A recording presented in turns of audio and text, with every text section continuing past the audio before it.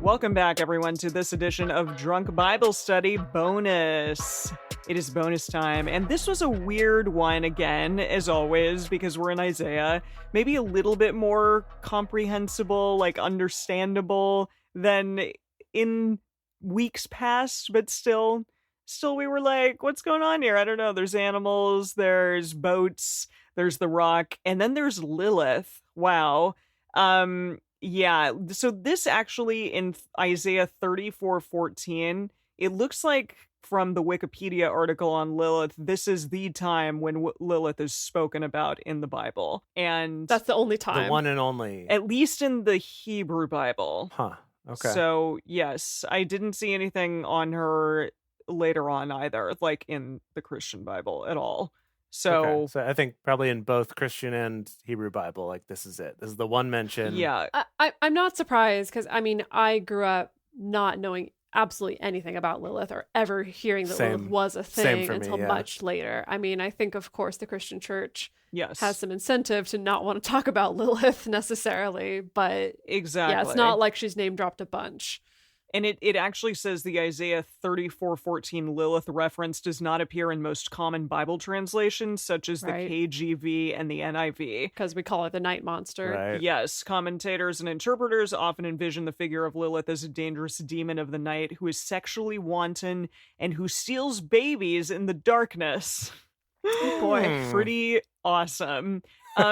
Yeah, so the big thing about Lilith is that, yes, she is apparently Adam's first wife, and she was created at the same time as Adam and from the same clay as Adam. Now, is this based on what, like rabbinical commentary? Or So, yes, it says in some Jewish folklore, such as the satiric alphabet of Sikara, yeah, she appears as Adam's first wife. And it says that the legend of Lilith developed extensively during the Middle Ages with, Agda, Zohar, and the Jewish mysticism. So, yeah, it says, for example, the 11th century writings of Isaac ben Jacob ha-Cohen, Lilith left Adam after she refused to become subservient to him and would not return to the Garden of Eden after she had coupled with the archangel Samuel. Whoa, okay, all right. Oh, awesome. Okay. 100% on Lilith's team. No, totally, yeah. So, like, she was not... The way that my partner describes Lilith is he was like, yeah, she wanted to be on top and Adam wasn't all about that. And so she was like, fine, I'm going to go be literally, with some... Yeah, literally it was literally about subservient. being on top. Yes, exactly. Wow. And so she like bounced and went and had sex with some demons instead. And apparently, according to some places, stole some babies. There's a ton of different... not photos, but that would be funny and weird, but like different paintings and statues and things of Lilith all over the place. She's very, very like ripe for this kind of thing, for like people to draw and make beautiful artwork about her. But and for Sarah McLachlan to make the Lilith Festival. Or Lilith Fair. I didn't know. Lilith Fair. Yeah. And as Emily and I talked about in between the episode and the bonus about how supernatural Lilith is one of the characters for many seasons on that show. Yeah, but I just want to mention and I mentioned this on the show, but the most striking portrayal and where I first heard about Lilith well before this show happened is this unbelievable, it really is unbelievable statue in the, not Museum of Modern Art, yes, at the Met, at the Metropolitan Museum of Art in New York City. It is by Kiki Smith, and it looks like, when was it done? I think in 94. Look at it, because, and I'll post it in Drunk Bible Study Fans and Fellowship. It's unbelievable. It's a life-size cast bronze statue of a woman, and it's on the wall, and she's upside down, like she's in kind of this like demonic crouch posture. She's kind of like Spider-Manning on the wall. But if you look at her as you're coming down the stairs, she has these piercing blue eyes and she's just staring at you, and it's so incredible. I was so struck by it, but it's also like fairly scary to look at. But yeah, it was done, I guess, with an actual woman like was cast in bronze, and so it is an actual woman's figure. But it's really extraordinary. So this is this artist's most widely known piece, famous for its confrontational gaze and unapologetic nakedness, and it's hyper-realistic, modeled precisely off of a real woman's body, making a statement about perfection. She's not ideal by the standards of mainstream media, but as a woman directly formed by God's own hands, not even indirectly through a predecessor's rib. So that's really cool. I see. Yeah, that is cool. That was the thing when I looked up the statue, that was the thing that really struck me about it, is I think that in classical art, we're really used, in classical sculpture especially, really used to seeing, you know, like Greek sculpture where it's like literal perfection of a woman's body, you know, and you see everything. You see everything, and there's no sense of even, like, and the fact that with this sculpture, it's like you even get a sense of like gravity, like pulling on her body and her breasts and like all these things, and it is really compelling piece of art. Absolutely. Yeah. There's a lot of unease to it, but it talks about, I guess, this Kiki Smith, who is the woman who did this piece of artwork, does a lot of things about feminism, does a lot of art regarding like feminism and the feminist perspective. And that's really cool. But again, I think, this is so striking because Lilith is sort of this feminist icon in many ways, like not being subservient to men. So yeah, it's true. If you, dear listener, ever get a chance to go see the piece, I highly recommend it because it is truly extraordinary. All right, kids. Listen, ancient waterways, right? I love them. Do you love them? Oh, yeah, I guess you do. You talk about them. I do. It's the weird thing where it's just like so weirdly compelling to me, and I have no idea why. Okay, so I know we were going to call this bit Drunk Galleon Study. I didn't really actually look up galleons. I was more looking up the Jordan River and trying to figure out, would that be navigable to Jerusalem? Would it make sense that someone would send some like galleys down that river? And so, first of all, we know the Jordan River is very important. It gets mentioned a lot in the Bible. I looked it up on Google Maps. The Jordan River is at least a 3-hour drive away from the city of Jerusalem. Well, at least. And that's with a vehicle. Yeah. You know? They probably couldn't get there very easily then. And that brought back memories of when I was in Jerusalem. I was like, oh, right. I had this thought of like, it could be cool to go see the Jordan River. And then I was like, oh, it's a 3-hour drive away and I have no way of getting there unless I like book a tour bus or whatever. And I was like, F that. I'm not going to do that. I can see the Jordan River another day when Drunk Bible Study does their tour of the Holy Land. Cool. So we can come to the conclusion that the Jordan River is not the main water source for Jerusalem. But as you pointed out, Jace, it's like they're in the middle of the desert. It's a city. They need to have some kind of water source. There's no way that they don't. Have some kind of water. Yeah. And I have the answer for you. Oh. Okay. It's the Gihon Spring. Now, a spring does not sound like a river. Exactly. It's No, it does not a navigable river by any means. No one is putting a boat inside a spring. They're not. Now, we've encountered the Gihon Spring before because this was Hezekiah's aqueduct that I looked up and got so excited about.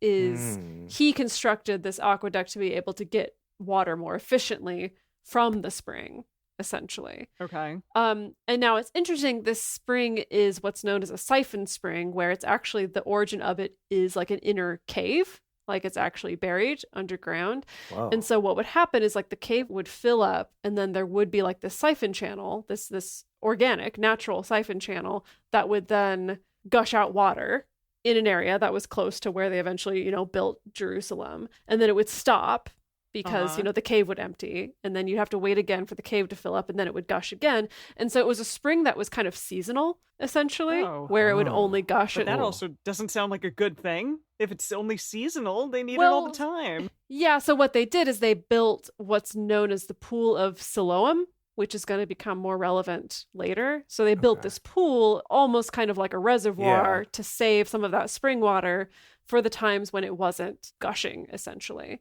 And it's interesting, like I read these interviews with this, a geography teacher specifically talks about like Middle Eastern geography and Jerusalem geography, and talking about how like the Gihon Spring is literally your only option at that time for irrigating your city. Like that is the only water source. Like there's basically no alternative there. But with the combination of having the spring plus it being a city on a hill where it's easy to defend, that's what makes it a popular place to build a city, essentially, like a really good place for a city in the desert. And now the funny part of this is that over the course of history, there's been a bunch of man-made channels and aqueducts constructed to be able to, channel water from this spring. And one of them was called Warren's Shaft. That's good. I bet it was. It was named after Warren, who was like a British archaeologist in like the 1800s, and so of course he was the British white guy who swooped in, and so we name it after him. But after that's his shaft. Yeah. Thank you. That was just funny to me. Good. Yeah. So yeah, that's what I can tell you about water sources in Jerusalem. It's so exciting, isn't it? Just ancient waterways, aren't they so cool? Are they just so cool? Yeah. I mean, yes. Were you not going to tell us anything about galleons, though? Nothing at all? Oh, no. As soon as I determined that, like, there's no way for a galleon to actually get to Jerusalem, I didn't care anymore. You abandoned that. Okay. And then I was much more sucked in by my love of ancient waterways. Like, we're not doing this. Okay. Wow. Cool. Well, got it. For listeners who really came here for galleon information, you're going to have to wait for maybe another bonus episode when there is a waterway that could support a galleon at some point, I guess. All right. I would love to talk to you about the rock and about what the rock is cooking. Yes. And about Can you smell what the rock suplexes. is cooking? Can you smell what the rock is cooking? So, yes. I can't, but I want to. But I would like to as well.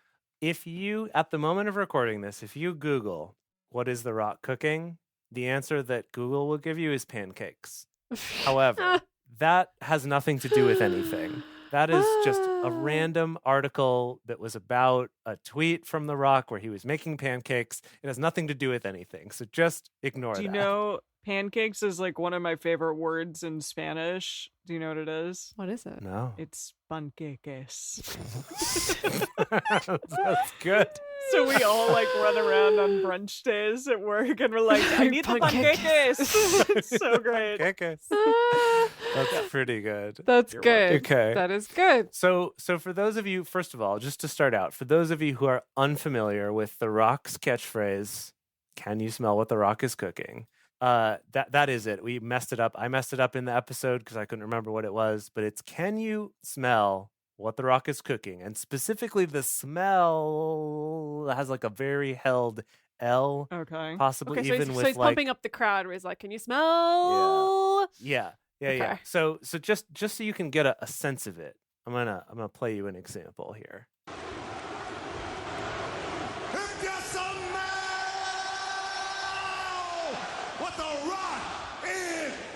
And he would say that himself? Yes, that was him saying that. That was Okay. Dwayne The Rock Johnson saying, can you smell Okay. the rock is cooking? Okay. That was his catchphrase. And it's never been revealed what the rock is cooking. But that's it. Panqueques. He had another sort of catchphrase at some point, I think was know your role. But that I don't know as much about. But The Rock did do suplexes. And I just want to tell you what a suplex is just briefly. And so here's the definition of a suplex. And it's a little hard to understand from this definition. It is a move in wrestling, in like pro wrestling, not like real Olympic wrestling, that involves lifting the opponent and then bridging or rolling. So either like bridging, arching your back backwards or rolling forwards to slam the opponent onto their back. So the like classic way you've probably seen this it happens a lot in video games too, but where it's like two people are facing each other and you imagine one gets the other person's to like bend at the waist, like bend forward at the waist, like they're bowing. Okay. Usually in wrestling, it's like they knee them in the stomach or punch them in the stomach or something. And then what, you go, like pick them up and then you hook your arm like around their head, kind of like in an upside down headlock. And then you lift them up so their body is like up vertical with their feet toward the ceiling and you're standing up. And then you fall backwards and they fall onto their back. That's like the classic suplex. And there's a zillion variations on this where you grab them facing the same direction and you roll or you flip or you do all sorts of things. But that's the basic move. It's like a cool, very impressive, athletic move for both people involved in the suplex. Jeez, I mean, and so it's it's a big hit. It's a big hit for wrestling fans. All of the rest. Okay. It sounds painful, but I'm glad people are excited about it. That's the whole thing about pro wrestling, though, is that it's controlled. Exactly. Right? Yeah. Is like stunt fighting, like stage fighting, is that the whole point of it is to make it look painful, but it actually not be painful. I beg to differ because of the movie The Wrestler. He does not have a good time in that film. Sure, but I mean, the ideal is that this is something that that is not going to be hurting you. You're not actually getting the poop kicked out of you. Okay. You're just pretending that the poop's getting kicked out of you. Not that it has no impact on your body whatsoever. Yes. Yeah. Yes. Same thing with stunt fighting. Right. So yeah, I mean, it's the same thing like stunt actors who work in movies and TV. A lot of them later in life do suffer a lot of ill consequences from just putting their body through so much. It's and that's true of any very physically demanding job. Yeah. Athletes run into that as well.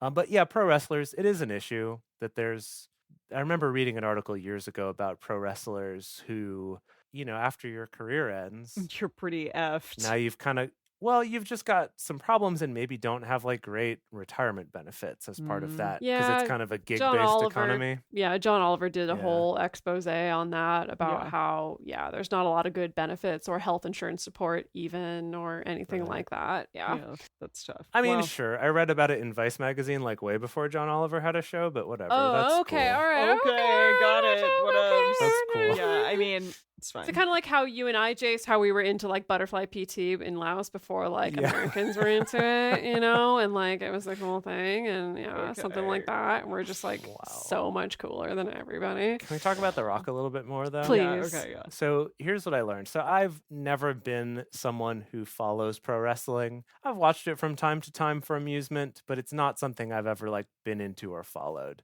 So I was learning a little bit here about Dwayne "The Rock" Johnson, and his career in pro wrestling was mostly from 96 to 2002.